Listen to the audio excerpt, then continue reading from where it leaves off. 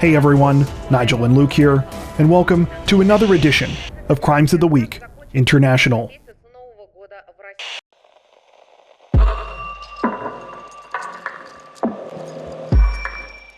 Representatives from the Hong Kong police force say that they are searching for a 37-year-old accused drug trafficker this week after he allegedly escaped from custody by making a deal with a fellow detainee while in court for a bail hearing.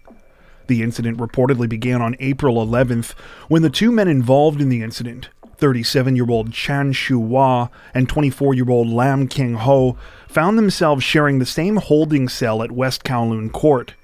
Chan had been arrested the previous week on drug trafficking charges, while Lam was arrested for assault occasioning actual bodily harm in connection with a domestic violence case.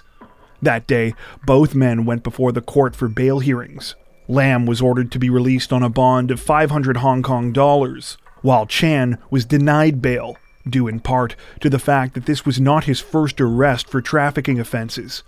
However, while the men were back in their holding cell together before Lam's documents could be processed, they made a deal. They exchanged the wristbands they had been given that were used to identify them, and when the time came for Lam's bail paperwork to be signed, Chan took his place. According to police, Chan had memorized details about Lam and was also familiar with the bail process due to his prior arrests, which helped him to pull off the impersonation. Once he signed for Lam's belongings, he promptly disappeared. By the time authorities realized their mistake, Chan was long gone. However, they still had Lam in custody. He is now facing an additional charge of misleading police, which reportedly carries a maximum sentence of 6 months in prison and a fine of 1,000 Hong Kong dollars, or approximately $125 US. Chan's wife was also arrested on suspicion of aiding and abetting an offender after police accused her of providing financial help to her husband. At the time of this recording, though, Chan himself remains at large. Officials say that they are continuing their search for the 37-year-old and at the same time will be looking into the design of their identification wristbands to see how the men were able to remove them. The situation is still developing.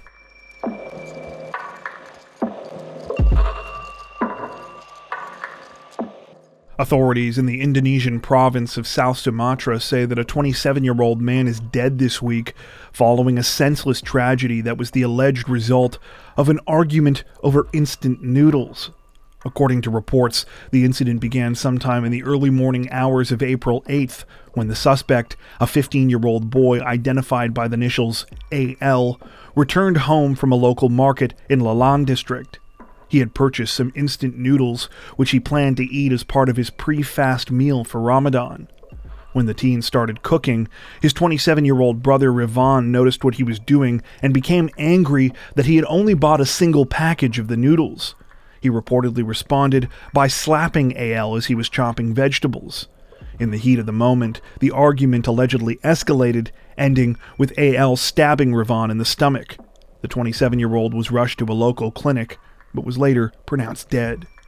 AL was arrested following the stabbing attack, and at the time of this recording remains in police custody. According to local media, he has been charged with a murder offense that carries a maximum sentence of 15 years, though could be given a lighter sentence if convicted because he is a minor.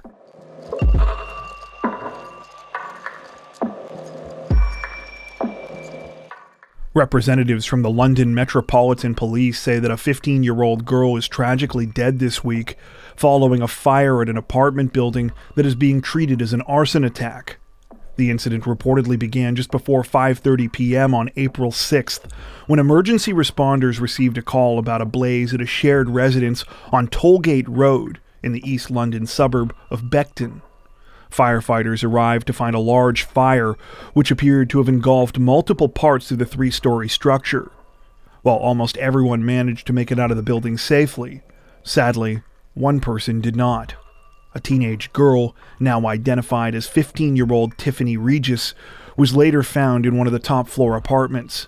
Her cause of death has been reported as smoke inhalation. At least 5 other people were taken to the hospital for treatment following the incident, though all have now been discharged. Though little is known about the circumstances that led up to the deadly fire, police say that they are treating the case as an arson attack. A 16-year-old boy was arrested on suspicion of murder in connection with the case. However, he has yet to be identified by name and has been released on bail pending further investigation. As for the motive behind the alleged attack, nothing has been reported at the time of this recording. All we know is that Tiffany was apparently at the residence where the alleged crime took place, visiting friends who lived in the top-floor apartment where she was found. Police and the London Fire Brigade say that they are still looking into the exact cause of the fire, though have mentioned that there was significant damage done to the apartment where Tiffany and her friends were, and that the stairwell from the ground to the top floor was destroyed. Currently, authorities are encouraging anyone with information about the case to contact the Metropolitan Police.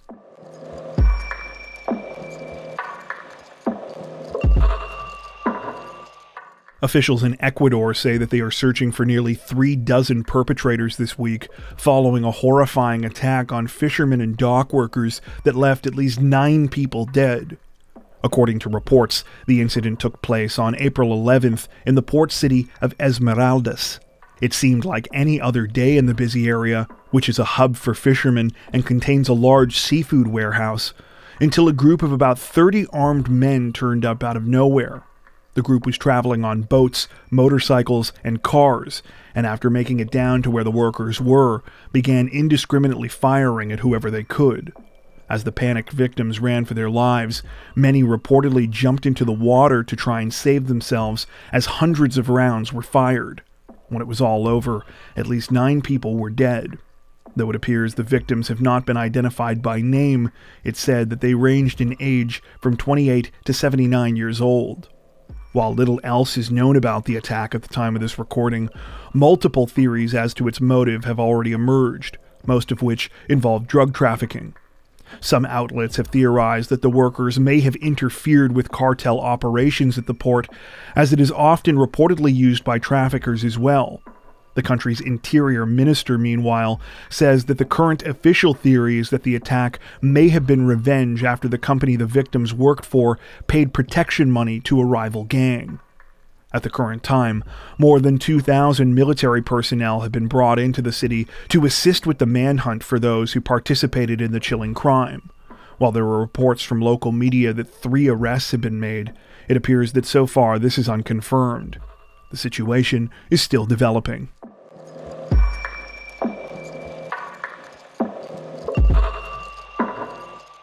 Authorities in the Australian state of Queensland say that they are facing a potentially long and complex investigation this week, following a devastating revelation that the remains of a missing elderly woman they have been searching for may have been picked up by a garbage truck. According to reports, the incident began sometime last month when 78-year-old retired schoolteacher Leslie Trotter was reported missing by concerned family members. She had vanished just 1 day after seeing loved ones and was nowhere to be found. A search team consisting of more than 130 police and emergency volunteers was immediately organized, but few additional details were released. That was until this week, when authorities made a horrifying announcement. Investigators revealed that they now had reason to believe that on March 28th, Leslie's body had been placed in a wheeled garbage bin outside of her apartment complex on Maryvale Street in the Brisbane suburb of Toowong. The bin was collected by a garbage truck that day, whose contents have now been traced to one of 2 dump facilities in the suburbs of Rochdale and Swanbank. Unfortunately, by the time authorities realized this, the contents in the truck had been mixed in with general waste, meaning that investigators have now been left with the monumental task of combing through large deposits of trash at both sites in the hopes of recovering Leslie's remains. At the time of this recording, it appears that the extensive search is just beginning, and few other updates are currently available. Police say that they have not been able to rule out foul play in Leslie's death, though they currently have no suspects in connection with the case. The situation is still developing.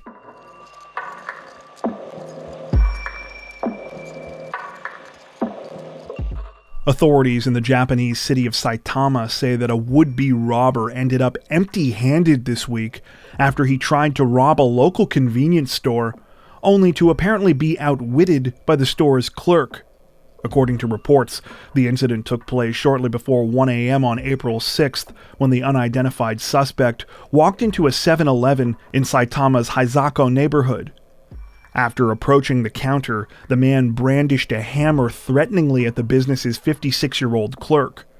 While the situation was shaping up to be a fairly ordinary, though likely nonetheless terrifying robbery, bizarrely, that's when things took a turn. After demanding money from the register, the suspect paused for a second and then asked, "You've got money, right?" Without missing a beat, the employee responded, "We don't." Of course, this was a total lie, and all the suspect would have conceivably had to do was demand that the clerk open the register to confirm. I mean, it's a convenience store. Obviously, the employee needed to at least have change handy to give to customers. Unbelievably, though, the bluff worked, and the man simply gave up and walked off. I mean, I've heard of the pen being mightier than the sword, but 2 words beating a hammer? That's a new one. Anyway, at the time of this recording, it appears that police are still looking for the bumbling robber. If this incident was any indication of his criminal prowess, though, it likely won't be long before he's caught.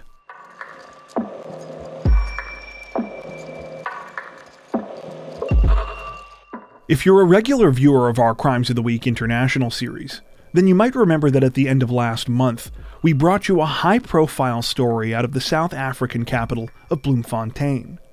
At the time, prison officials were in the midst of a scandal after it was reported that one of the country's most infamous and dangerous criminals had not only managed to escape from prison, but that the incident had actually happened nearly a year ago. According to reports, Thabo Bester, better known by his nickname, the Facebook Rapist, was supposed to be spending the rest of his life behind bars. He was handed a life sentence plus 75 years in 2012 after he was convicted of running a horrifying social media scheme in which he would lure in unsuspecting women by pretending to be an international modeling scout. He would then rob and sexually assault his victims and is known to have murdered at least one. Last May, news broke that Bester had been killed in a fire that had broken out in his cell at the facility where he was incarcerated. When the blaze was extinguished, the killer's remains were found inside. Or so the public was led to believe. In actuality, Bester had reportedly faked his death using a murder victim to stand in for his body while he escaped. Though this wasn't positively confirmed by DNA testing until recently, it was clear well before this that something wasn't right, as an autopsy done on the remains previously showed that the victim found in the cell had not died in the fire, but rather of blunt force trauma to the head beforehand. How and when this was first discovered is still actively being investigated, but there are now accusations that several people helped Bester to pull off the terrifying plan, including multiple employees of the British security company G4S, who were reportedly in charge of the prison. The government has also been accused of covering up Bester's escape. If you'll recall, at the time of our last report, little additional information about Bester's possible whereabouts were known. Well, we're now happy to report that as of the time of this recording, he has been recaptured. According to reports, Bester was found on April 7th in the Tanzanian city of Arusha. At the time, he was in the company of his celebrity doctor girlfriend, Nandipa Magudumana. Arusha is located near Tanzania's northeastern border with Kenya, and authorities believe this is where the couple planned to flee next. Bester and Magudumana have now both been deported back to South Africa, where they remain in separate high-security facilities in Pretoria and Bloemfontein, respectively. It's expected that Magudumana will face charges including murder, fraud, aiding and abetting, and violation of bodies. In addition to these arrests, police announced this week that they had also taken Magudumana's father, Zolile Sekeleni, into custody, as well as another person named Sanohe Matsora. Matsora is said to be the former prison warden at the facility that Bester escaped from. Several other people have also been arrested, though their names have not been released at this time.